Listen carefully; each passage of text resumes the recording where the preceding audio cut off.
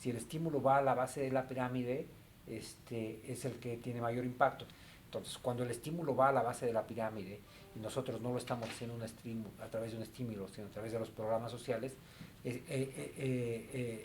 esos deciles tienen una propensión marginal a consumir muy alta, es decir, casi cada peso adicional que reciben lo gasta. En casi todos los países, en el ciclo económico, el sector de la construcción es lo que se llama un indicador líder.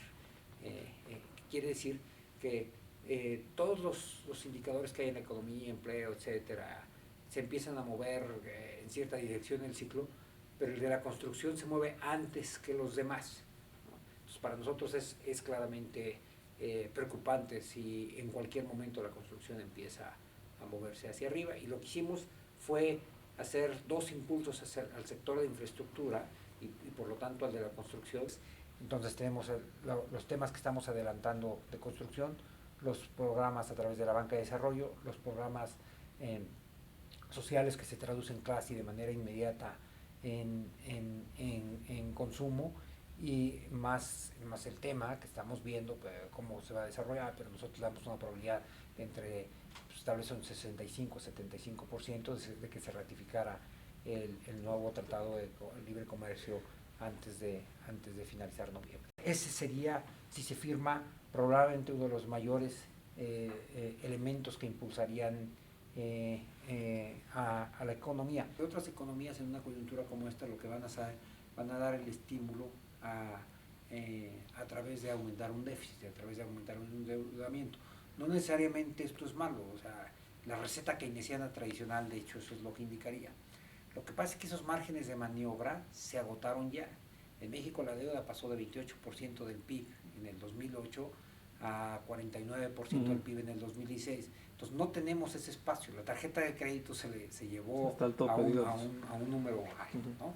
Entonces lo que tenemos que hacer es, primero, cosas como las que hicimos, pero también lo que estamos nosotros en el diseño es algo en lo que yo he venido insistiendo muchísimo en los últimos meses, que México tiene que tener una política contracíclica explícita.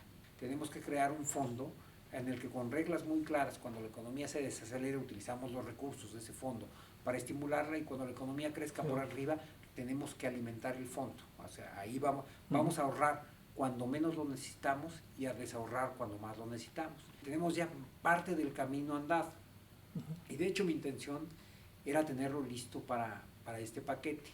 Y yo diría que en la parte técnica vamos muy avanzados, pero mi equipo me convenció que, además de tener la definición técnica, era importante, porque este es un cambio de ley, conversarlo con mucha anticipación con los legisladores para explicarles de qué se trata y que es un mecanismo para suavizar el ciclo y no para permitir abusos del gobierno. Conversarlo con los analistas económicos, conversarlo con los organismos financieros internacionales. No bastaba nada más tenerlo diseñado bien, sino socializarlo bien. ¿Qué considera que responde cuando se afirma que la economía es la parte más débil de la cuarta transformación? No, a ver, primero tendría que ser muy débil la cuarta transformación para afectar no solamente a la economía mexicana, sino a la del Reino Unido, a la de Francia, a la de Japón, a la de Argentina, porque lo que estamos viendo es una deceleración en la mayor parte del mundo, no en México. Y lo que nosotros estamos viendo es un proceso de deceleración sincronizada en el mundo. 18 de las 19 economías más importantes están en un proceso de deceleración. Nosotros tenemos que estar listos a reaccionar a esto, pero tenemos que tener claros que el ciclo económico es parte de la naturaleza de la economía y lo tenemos que incorporar a la forma del diseño de la economía.